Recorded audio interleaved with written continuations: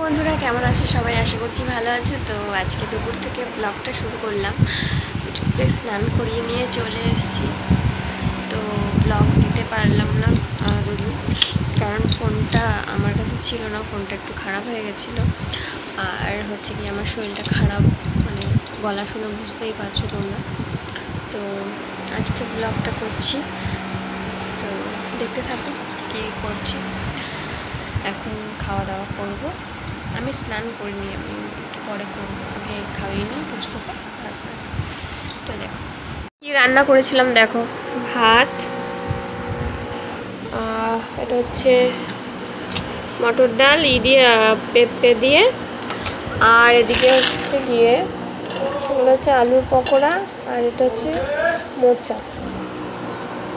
তো দেখো, স্নান করার আগে মানে উঠোনটা ঝাঁট দিয়ে নিচ্ছি, কারণ আমার স্নান করলে না মানে কোনো নোংরা কাজ, সত্যি কথা বলতে আমার মানে কোনো নোংরা কাজই করতে ইচ্ছা করে না। তো কাজ করা মানে মাটির কাজ করা বলো, যাই বলো না কেন, কোনো নোংরা কাজ আর কি করতে ইচ্ছা করে না। তো যে যাই ভাবুক, ভাবতেই পারে, কিন্তু আমি স্নান মানে সব কাজ সেরে তারপর স্নান করি, কারণ ফ্রেশ লাগে আর কি, এই জন্যই, তাছাড়া আর কিছুই না। তো দেখো উঠোন ঝাঁট দিয়ে ঘরে চলে যাব, ওরা পড়তে চলে আসবে। তারপরে দেখো দেখো আজকে না আমাদের হঠাৎ মাঠের পাশেই তো আমাদের বাড়ি, তো ওখানটায় আমি কোনোদিনও দেখিনি যে শিয়াল আসে। তো তারপরে দেখছি কি, আমি ভাবছি মানে কুকুর, তারপরে দেখছি যে 4-5-6টা বেরোচ্ছে। তা আমি ভালো করে দেখছি যে এগুলো তো কুকুর না, কুকুরের লেজ তো ওরকম নিচু নিচু থাকে না, দেখছি পুরো শোয়ানো পিঠটা। তারপর দেখছি না, এ তো শিয়াল। তারপরে দেখছি মানে চলে গেল, যেই আমার গলার আওয়াজ পেলো না কি অন্য কেউ কিছু করেছে আমি জানি না, কিন্তু চলে গেল। তো যাই হোক, ভালোই লাগলো দেখতে। তারপরে এই যে আমি পড়াচ্ছিলাম, তো আমি তো মানে ভয় পেয়ে গেছি, কত কাছে চলে এসেছিলো। তো আমি শুনেছি যে মানে বাড়ির উঠোনেও নাকি চলে আসে, তো আমি এখনও পর্যন্ত দেখিনি নিজের চোখে, তো এই ফার্স্ট টাইম দেখলাম। তারপরে দেখো পড়ানো আমার হয়ে গেছে। পুচকু পড়েনি এখনও, তো ওর একটা বন্ধু চলে এসছে, মানে ভাই বলতে পারো। তো মানে পুচকুর থেকেও এক্সপার্ট সব কিছুতে, ভাই বললে কম হবে, দাদাই বলা যায়। আর এদিকে দেখো আমি আজকে লক্ষ্মীকে দিয়ে ওই স্কুলে যায়, ওখান থেকে খাবার দাবার নিয়ে আসে। তো আজকে আমি পিৎজা আনতে দিয়েছিলাম, ওরাও খাবে বলছিল যে বার্গার টার্গার। তাও আমাকে জিজ্ঞেস করেছিল যে তুমি কিছু আনবে কি না, তা আমি বলেছি পিৎজা নিয়ে আসিস। তারপরে পিৎজা নিয়ে এসেছিলাম, তাই গরম করছিলাম। এখন পুচকু আর আমি মিলে খাবো। তো তোমরা দেখো, আর কে কে পিৎজা খেতে ভালোবাসো সবাই বলো। এটা হচ্ছে ছোটো পিৎজা, যেগুলো 50-60 টাকায় পাওয়া যায়, ওইটা। এটা তো আসল পিৎজা না। তো এই আর কি, মন খুশি করার জন্য কম দামে, এই আর কি। সেদিন খেয়েছিলাম লাস্ট ভলক্যানো চিজ পিৎজাটা, ভালো ছিল মোটামুটি, মানে যতটা টিভিতে দেখায় বা ফোনে দেখায় মানে ততটা লাগেনি।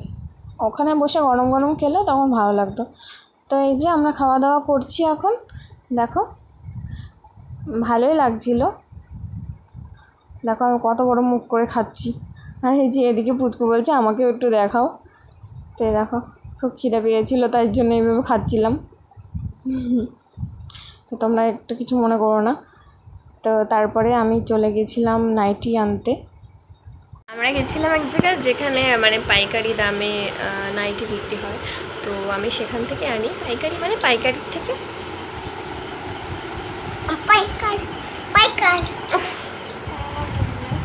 মানে 10 টাকা বেশি নেয়, কারণ কিছুতে লাভ থাকবে না, বান্ডিল ধরে নেয়। তো সেখানে আমি যদি একটা আনি তো তার তো কোনো লাভ থাকে না, তার জন্য 10 টাকা করে বেশি নেয়। তো নিয়েছি, তো তোমাদেরকে পরে দেখাবো যে কেমন নাইটি নিয়েছি। পুচকুটা এখন পড়াতে বসবো। পুচকু তো বদমাইশি করে, তুমি পড়তে বসো এখন। পুচকু আমি তো মারবো এবার, সত্যি শিয়ালকে ডাকবো। বসো বসো।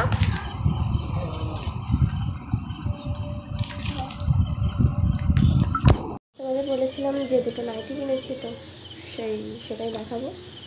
চলো দেখি। এরপরে আমি জানি না কি করে ভিডিওটা কেটে গেল, তো আমি তো ভিডিও করেছিলাম, তো কেটে গেছিলো, কিছু করার নেই। এই দেখো দুটো নাইটি আমি ফটো দিয়ে দিলাম, তো তোমরা দেখে নিও, কেমন লাগলো বলো। তো ভালো লাগলে লাইক, শেয়ার অ্যান্ড সাবস্ক্রাইব করে দিও প্লিজ।